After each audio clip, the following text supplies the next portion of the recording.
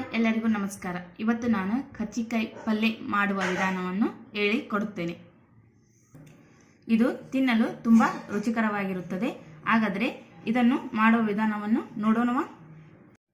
ಇದಕ್ಕೆ ಬೇಕಾಗುವ ಸಾಮಗ್ರಿಗಳು: ಕರ್ಜಿಕಾಯಿ,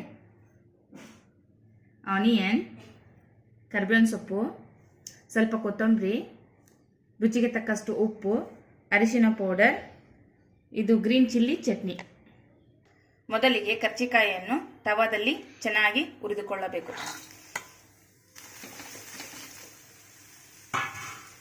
ಇದು ಕರ್ಜಿಕಾಯಿ ವರ್ಷದಲ್ಲಿ ಒಂದೇ ಟೈಮ್ ಬರೋದು, ಎಲ್ಲ ಟೈಮಲ್ಲೂ ಸಿಗೋದಿಲ್ಲ.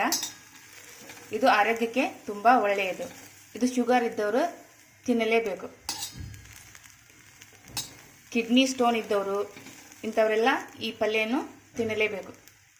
ಇದನ್ನು 4 ರಿಂದ 5 ನಿಮಿಷ ಚೆನ್ನಾಗಿ ಫ್ರೈ ಮಾಡಿಕೊಳ್ಳಬೇಕು.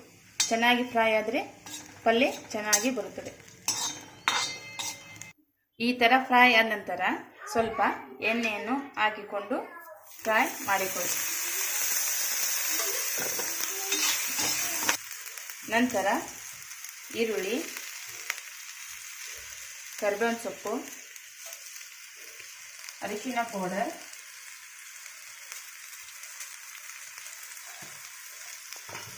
ಹಸಿಮೆಣಸಿನಕಾಯಿ ಖಾರ,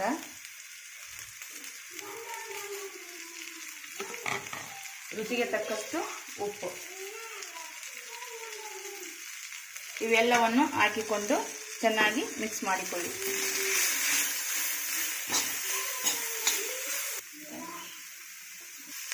ಇವಾಗ ಇದು ಎಲ್ಲ ಮಿಕ್ಸ್ ಆಗಿದೆ. 1 ರಿಂದ 2 ನಿಮಿಷ ಸ್ವಲ್ಪ ಫ್ರೈ ಆಗಲು ಬಿಡಿ.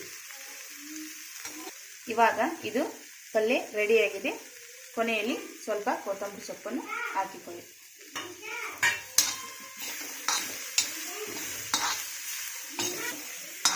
ರೆಸಿಪಿ ನಿಮಗೆ ಇಷ್ಟ ಆಗಿದೆ ಅಂತ ತಿಳ್ಕೊತೀನಿ. ಇಷ್ಟ ಆಗಿದ್ರೆ ಲೈಕ್ ಮಾಡಿ, ಶೇರ್ ಮಾಡಿ, ಕಾಮೆಂಟ್ ಮಾಡಿ, ಸಬ್ಸ್ಕ್ರೈಬ್ ಆಗಿ.